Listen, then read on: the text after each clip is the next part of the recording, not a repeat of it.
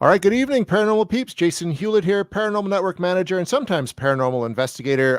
Honored to have paranormal investigator and demonologist Sean Austin joining me today. You might remember him from the TV show Ghost Loop and the Demon Files, plus a recent documentary, Maleficus. And Sean is here to talk about some experiences he's had involving the Amityville horror. Sean, how are you? Good. How you doing? I'm great. I'm great. Thanks so much for coming on. I mean, this conversation happened because of the new documentary you've got, Amityville: The Resurgence, which chronicles is something you don't see all the time. A lot of Amityville's about what happened back in the 70s with the DeFeo and the Lutz family, but this is a personal experience you had related to it. So why don't you just sort of start off by explaining it? I think a lot of people in the paranormal field, there's one thing that comes to mind is, the Amityville case. That's why it's lived on even to this day, and still people are perplexed and wonder and have different theories. And, obviously, me as a kid, even before I was involved in the paranormal, I was a horror movie buff as a kid.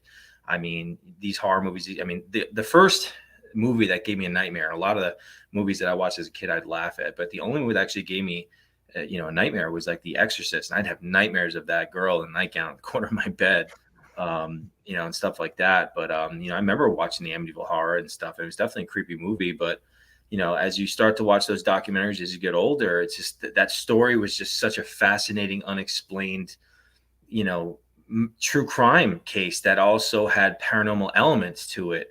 And nobody really has an answer to this day on some of the aspects of what took place in that house on November 13th, 1974. It's just gone on throughout the years, and you see so many documentaries about it. For me, what it was is that I started live streaming and using a platform called Periscope, which live broadcasting had just started. I think Periscope was the first one that started doing live streaming, and then everyone started to, do it, Facebook and Instagram and all these other ones. And I would just go to live, haunted locations and let people witness stuff, in real time, to see what would come up. And obviously, being in New York and thinking about interesting places that people might be interested in seeing and maybe do a spirit box session, I went down by the house. In Long Island, in Amityville. And where I actually first went to was the DeFeo grave. And, I was in front of the grave, and, the first name that came up when I was asking, like, who's here from the family, was John. Now, I didn't really go down there after like studying the case. I knew about it. I'd seen stuff throughout the years, but I really didn't remember who John was and what the story was behind each kid that was murdered. But I thought that was interesting because I was standing right in front of the grave, and I'm like, wait, that's John. Which one's John? And, and then it said a demon's name. And obviously there's people walking around the cemetery, and I'm not going to turn on any loud devices because, you go to these cemeteries, you don't want to interrupt someone trying to visit their loved one. So I'm like, all right, let me sit in my car. I'm not going to disturb anybody. And I just put on the spirit box. And that's when it started. Actually, if you watch the documentary too, it mentioned my pendant, which I have St. Michael pendant to this day around my neck. And when I got to the car, I felt like something tugged on it in the car. And I think I mentioned that in the live feed in the documentary. And so when I put the spirit box on, this little kid's voice just started coming through. And this is something at the time that I had never experienced the same characteristics of a voice come through so many times. It was a consistent thing of this kid's voice speaking to me. It would be little grunts, little things. And obviously learning about demonology throughout the years, and knowing that, demonic entities are said to be able to mimic voices. And from what I've experienced to this day, now I know that for a fact because I've experienced it, and it's mimicked, my voice and my friend's voice, even on Maleficus, which I know you've seen. And obviously, you sit there, got to be objective about what's speaking to you. Is it disguising itself as a kid? But, I asked the kid, if that's really you, John, do you want me to say a prayer for you? And I'll never forget, the kid was just like, please. And this is a discussion that I went to Ralph, Sarchi, who's my mentor in demonology at the time, because he agreed with me. It's just like, no demonic entity would ever want you to pray for any reason to bring you closer to God.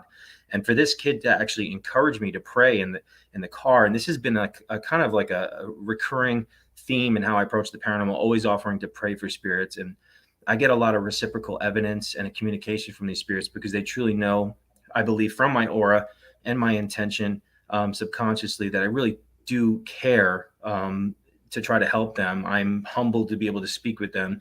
And I think a lot of them connect with me on that level because of that, on top of being like sensitive and stuff. But this kid's voice just kept on coming through, and I prayed for him. And so I left the cemetery and I went, to the house, and this kid's voice continuously started to come through the box, spirit box, like the same exact characteristics of this kid's voice. I'm like, this is so strange. And getting references to the house and stuff like that. And I remember the one voice, the one name that came through while I was there through the spirit box was George. I mean, what are the chances of that? While you're sitting in front of that house, out of all the names to come through, and it kind of sounded like George's voice. But I thought that was a little crazy, whatever. I'm like, wow, I go home, okay, whatever, prayed for the kid. But yeah, that first night was when it started. So I went to bed and I had this very, very vivid vision of walking into the Amityville house, and I saw these three perfect figures, humanoid shadow figures on top of the stairs. And I remember this vision. I was yelling out to them, if that boy John DeFeo is still stuck here, I command you in the name of Jesus Christ to let him go. And in this like adjacent room next to the stairs that go up, this piano picks up and throws at me, and I felt the jolt of it, and sleep paralysis. I couldn't move, and then I felt it, and I shot up, had the chills, and then I saw this black manifestation mist go through my ceiling, and I'm just like trying to get my bearings. And then I looked at the time; it was 3:15 in the morning. That was the first of quite a few visions that would start to happen, where I would have a vision about the house, see the black mist go through my ceiling, and realize it was 3:15 in the morning, which was allegedly the time of the murders. Now, I actually forgot to mention that when I was in the car, I did realize when I was looking at my phone is that there was a lot of people that actually did believe that the famous Lorraine Warren photo of the ghost boy looked most like John DeFeo. And I didn't connect that at the time, which I thought was a little bit interesting too, later on, connecting the dots and having these experiences. I'm like, well, is that really him in the picture? I don't know. I know there's a lot of people that try to pull that picture apart, and then they say that there's a photographer and this and that, but it was just one of those things I was wondering about. But this stuff started to happen to me, and I'd have more dreams, more visions, and then things would start to happen, even on investigations throughout the year. I mean, I can keep going on of what exactly happened. Well, it's amazing stuff. I just want to first like to say hello, to Dylan with Creepy Unsolved, and Laura, and to everyone else who's joined us so far this evening. It was while watching that documentary, that's what was interesting, because I was someone who was always skeptical about Amityville, right? It just because of some information that came out afterwards that, even people involved had admitted that it was made up. But the point of fact is that there were a series of murders committed there. Yeah. And it's something that Ralph Sarchi, who was a police officer, mentions in the documentary. And then he and I even talked after watching the documentary that how can those many people be shot face down in a bed and not have anyone else wake up? Because those gunshots are super loud, right? Like so that in a way, after thinking about that, lends a little more credence to something else possibly being in that house. And you even go deeper, because I started to go down some of the rabbit holes too, because when I wrote about this story in my second book, Shadow Chasing the In-Between, like I wanted to maybe, discuss some things that people have talked about, because there's stories about another house that actually stood on that same ground where the Amityville house stands to this day, that they said was allegedly haunted. And then they moved the house, took it off the ground and moved it somewhere else. And then they put the new Amityville house there now. And then there was talks about, the DeFeo family actually having paranormal activity in their house. And then that's why Ron DeFeo Sr. went around and started buying religious items and throwing all over the property and stuff like this. And they're, so I don't, obviously, just from us, from paranormal investigators and knowing about what can cause a haunting. Yeah. You think about the murders. How is that possible? And then you think about also the Native American story about, if I stand correct, Hans Holzer did get proof from the Historical Society that, it was proven to be Native American burial grounds right there where that house stands. And from what I was reading is that they had said in those days that Native Americans had buried their criminally insane or possessed in that area, and they would bury them face down. And that connects also to the DeFeo family, how they were found. Why? Again, yes. Why were they all face down in their bed? No one ran for their life. There was no silencer on the gun, and he was able to go around and perfectly shoot every single person, as if, like, in my opinion, if it truly was supernaturally related, I feel like there was some sort of mass-induced sleep paralysis that created this manifestation and power for this energy to take place, and may have muted the gunshots that took place so no one could hear it in the neighborhood and actually hold down the entire family. Which is also something else interesting, which I'm sure you probably maybe remember from the documentaries, that when Ralph and I were in the car and asking John, what happened that night, he said on top and then breathed in, which I thought was really fascinating. We were talking about, did something hold you down? I get chills thinking about it. Like, Yeah. It just makes you wonder. This is one of the most fascinating paranormal true crime cases of our country and in history, for sure. And that's why it just keeps going on. People thinking about this story. Well, it is, and I mean, it like, because of the nature of the story too. Books were written, Hollywood got on board, and that helps to keep the story going. But what I found interesting about your doc is it looks at it from like a very grounded perspective. Mhm. And there's the sequence, where yourself and Ralph are in the vehicle, which I quite liked, and you kind of got a lot more activity there. Can you explain a bit about that and how that played out? Because Ralph kind of played a part in potentially helping release John's spirit from the Yeah. sounds. Yeah. So what's interesting is that, I guess my theory is that I tried to pray for that kid and it wasn't enough. They still had a really good grasp on this kid's spirit. And one night when I was at Ralph's house, I had gotten a new device to try out and get some communication because of my experiences. And I was like, Ralph, saying to me, Sean, you trying to get me to go play with the devil tonight? I'm like, want to come to the house tonight? Yeah, it's just Ralph's, saying, I'm like, yeah, man, come on, I got a new, a type of thing, like a spirit box. You want to come? So he, and like he said, I mean, it's pretty amazing because he had actually said, I mean, because of that night that he came with me, it was the first time that he actually changed his theory on the possibility of demonic spirits trapping human spirits, because he never thought that was something that was possible until that night.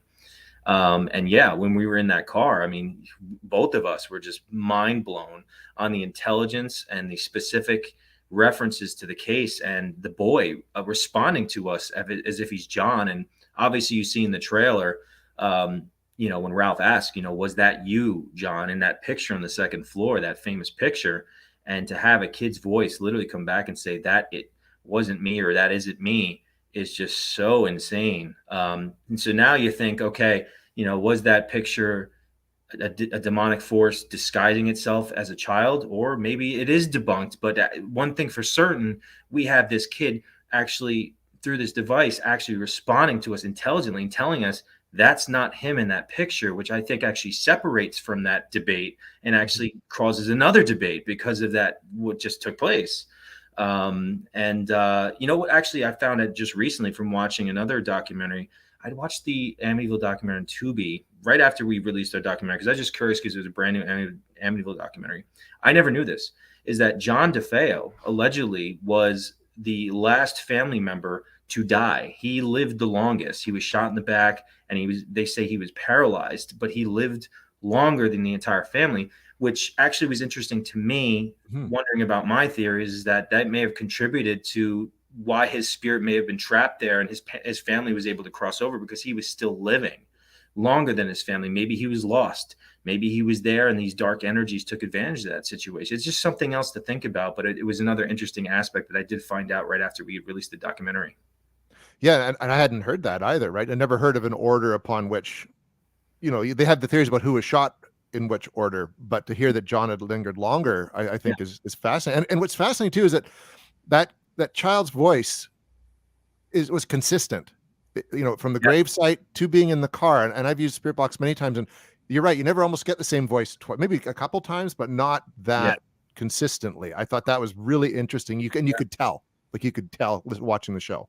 Mm-hmm. Absolutely. Yeah. It's just, I never experienced something like that before. I mean, you'll get, like you said, a few times, but not something that many.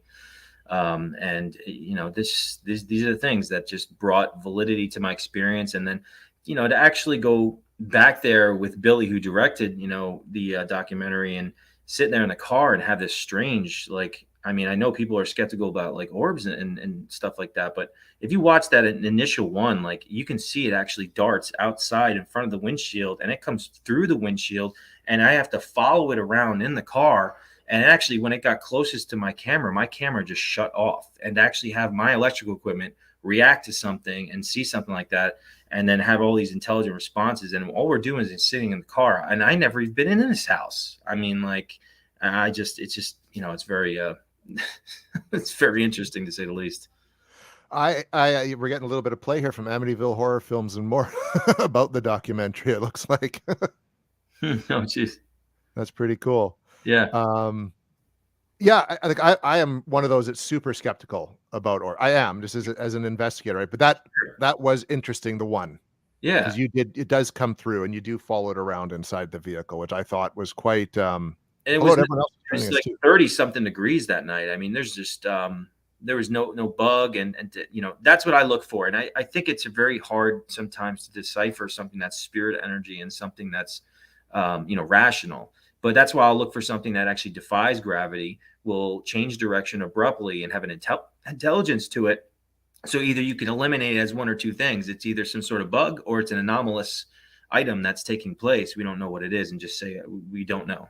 Yeah. But it's very hard. And I almost think as if God made this perfect camouflage for them to hide within our naked eye and have this debate, because if it was so undeniable, then it'd be a lot easier to convince people with these types of things. But it's interesting. But if you really think about it, if you don't have a physical body anymore, what type of energy are you? In my opinion, is that apparitions are so rare is because it's actually a projection outwards of once they once lived. But when they're not manifesting into an apparition, which most times they're not, what shape are they in? We know that they come in sort of a mist, shape, and different sizes and shapes of things, like, are just weird things. So why not a perfect sphere?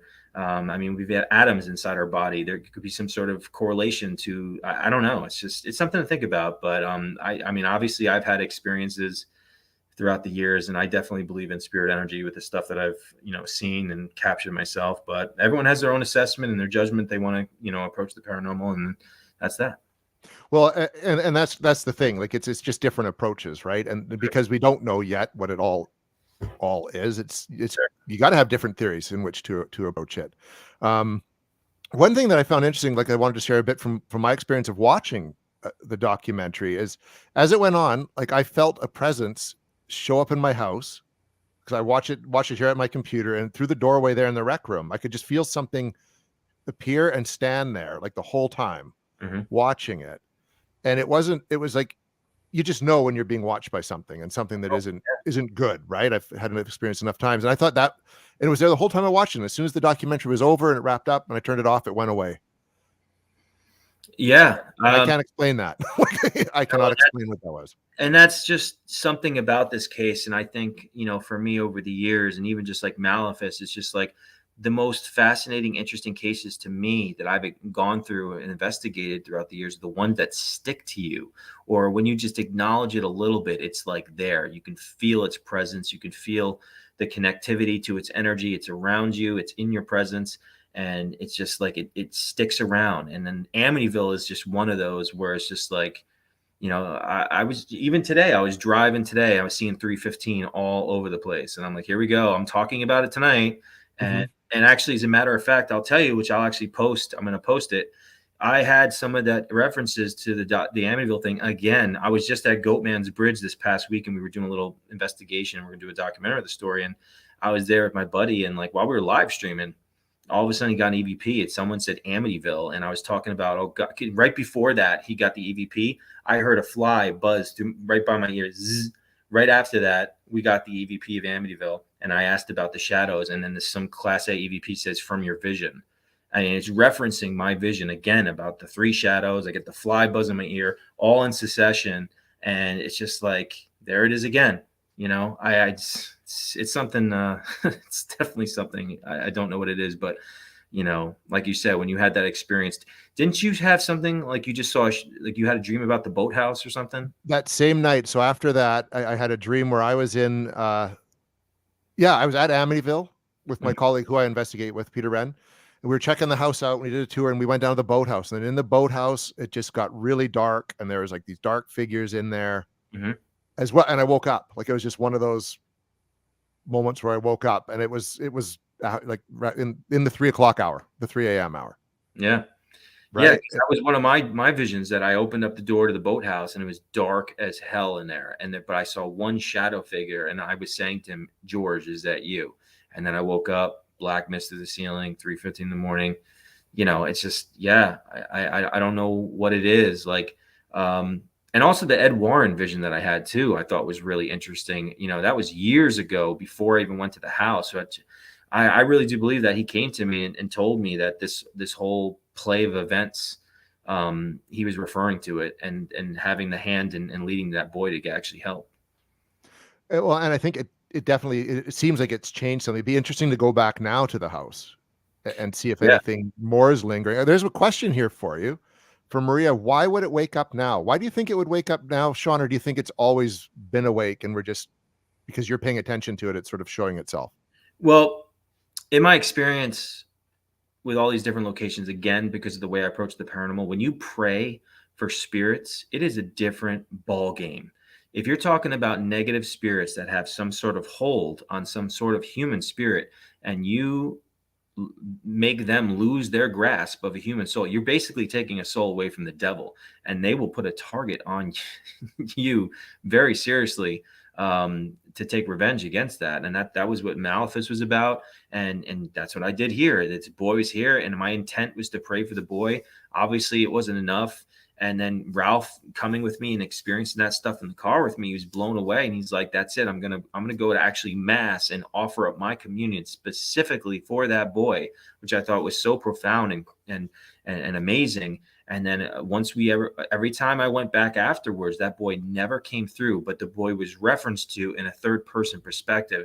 And that's what Billy and I went to back there, because when Billy said, what do you think about doing a story about, your Amityville story I wrote about in my book? Because I did have some of the evidence. I'm like, you know what? Let's go back down there. Let's do some sessions and let's see if we get some references to what I experienced, and maybe gives an extra level of validation to what may have taken place when I did go there and with Ralph and so forth. And we did. I mean, like, in front of the house, and the references. And then, like, we were in a hotel right by the Amityville house. And then I'm asking him, like, did I piss those shadow figures up? He's like, yeah, you pissed it off. And then I asked about the voice that I got in the spirit box from Ron DeFeo, because I said it sounded just like his voice, and we compared it on the documentary, and I'm like, who was that? And it said that was all the demon. He shot them. I mean, just to have these references, and then bringing up Sarchi, and then the boy going to heaven and stuff like that, it's just, it's really amazing. Obviously, this is something we can't prove definitively with these types of experiences. We'll never know until our last breath. But to have these other pieces of unexplained phenomenon and responses intelligently respond to my visions and my experiences and what Ralph experienced, it definitely leans towards that notion. And I do believe that is what took place. And that's why I think it's refreshing even for this story, because there's been so many documentaries about this story, and people just sit there and it's like they always rehash talking about the story, with the DeFeo murder and then the Lutz, and then they just, is it a hoax? Is it fake? People think it's real. People think it's fake, and it just ends there. There's no modernized experience to anybody. But I don't know if you remember as well, is that someone had actually shown me from 2010 that a lot of people wasn't aware of, that there was a realtor that went into the house in 2010 and was up in the second floor in the basement, and he was terrified and ran the heck out of the house. And he briefly told somebody about it, and he didn't want to talk to any news networks about his experience. So in my opinion is that if he wasn't willing to go to, all these news networks and tell about his experience, why would he make something like that up if he didn't want attention? And I thought that was pretty fascinating. That brought potential validation to this guy's experience, because he didn't tell anybody anything. He was just very vague. It was very quiet, and a lot of people don't even know about it. So I thought that was interesting too. Well, and it's kind of like what Maria's saying here. So it seems to her like the house never went to sleep, just dormant for a while until the time was right, gathering energy. But it sounds like if the realtor was in there and something happened, if someone kind of, crosses the path, maybe set something off. And we were down in Amityville, and we spoke to some people, and we couldn't say who this is, but there was somebody that was in the house and not that long ago, and she had said that she felt energy in the house, like for sure on the left side of the house, which I thought was pretty interesting. I don't know if she ever went upstairs or anything like that, but I know it. I mean, me being sensitive and pulling down that road, there's like an anxiety that actually builds. I mean, I know people that have gotten sick, going driving home, or, just, feeling icky and going home. And I mean, even the guy that came on the show, not the show, the documentary, he didn't even want to show his face because of some of the weird stuff that happened. I wanted him to write about his experiences in my book, and he started to, and he said the weird stuff started happening to him while he was talking about the Amityville, to me and what happened to him. And I mean, obviously, I don't know these people and their experiences. I got to be objective about whatever other people talk about in their experience. All I know is that I knew it was feasible because I was experiencing this stuff myself. Like, I was trying to write the book. Flies are buzzing in my ear while I'm like in my room in the middle of the winter, just hearing it, or having visions about floating above the house, hearing thousands of flies buzzing in my ears. Like, it just, I was having all this stuff happen to me. So I was so interested. If someone wanted to tell me that they had an experience or something have to do with the house, I was all ears, because I know that there is something to it because it's happening to me. So I just wanted to soak it up and hear about it. But yeah, after everything, I know that there's some sort of level of truth to the paranormal element when it comes to the whole story, the DeFeos and the Lutz. Now, I know that the lady just said in the chat before, for referring about, the perfect storm and it's dormant. So we'd actually discussed, obviously, which I'm sure they've talked about in other documentaries too. It's just like, I think that the Lutz was a perfect storm. The fact that they actually kept all the original furniture in the house, and even the bedposts that the family was actually killed on.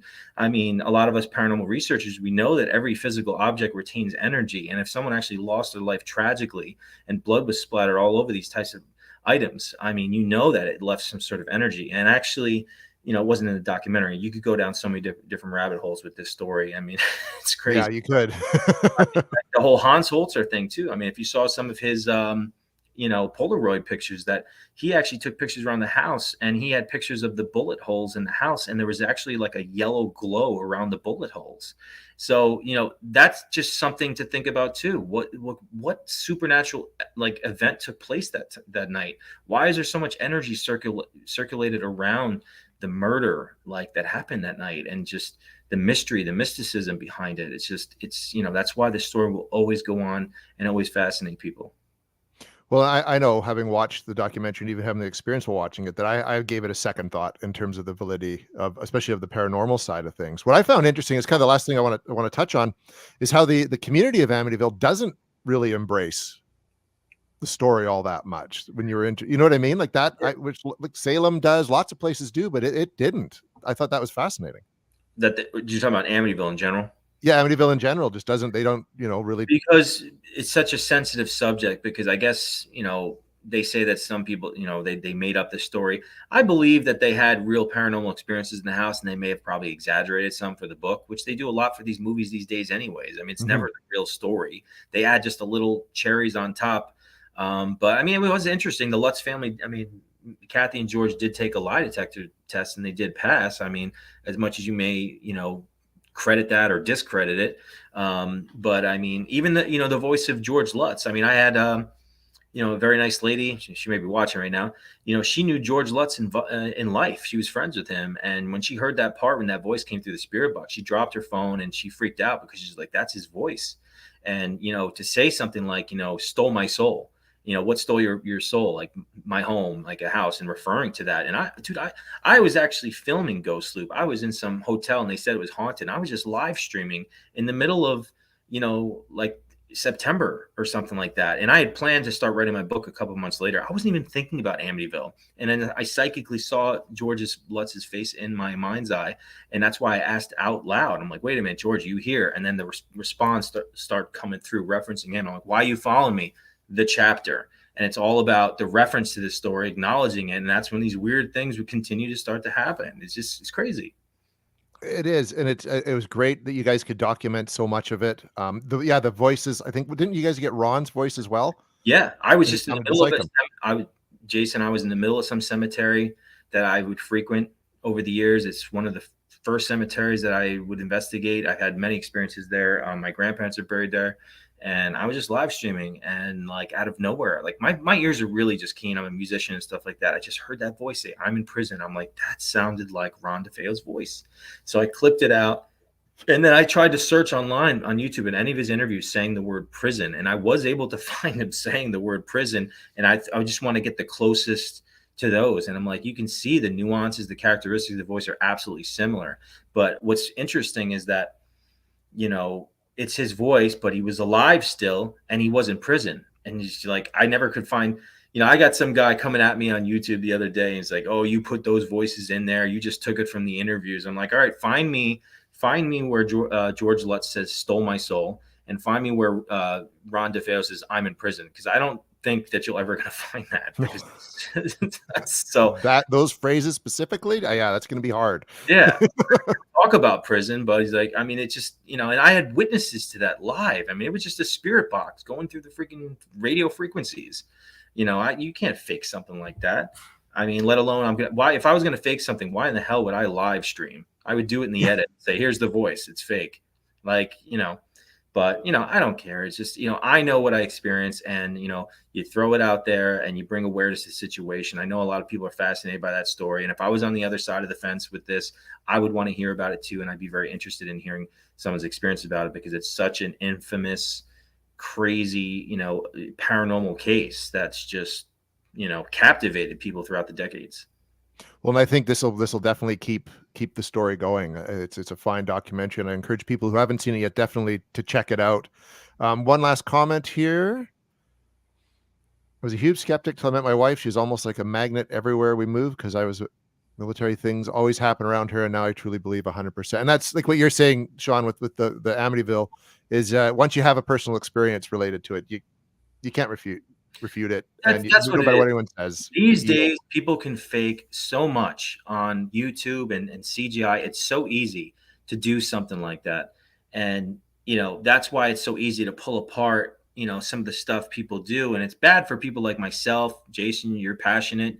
We want to we want to find answers to the unexplained. We know we have to be very patient. We'll sit in a location, investigate for 8 hours, and nothing will happen. It'll be some cool little things, but it's not going to be like a furniture like flying across the room, or just poltergeist activity happening at the snap of fingers. But if you witness something like that when it's rare, and it does happen, when you have no rational explanation for it, that is why we call it the unexplained. And those types of experiences, when they do happen, gets us and draws us even more to try to find out more answers, because we know that there's something to it. There is, paranormal events and experiences that do happen. And that's why we become passionate about this. Exactly. Sean, thanks so much for coming on, talking about your experiences. I'd love to have you back on again sometime to talk about another case or whatever you're working on. It's been great. Yeah. Thank you so much, Jason. Big thanks to everyone else who joined us and who commented. I'll be back in 2 weeks with another live stream. Until then, stay spooky.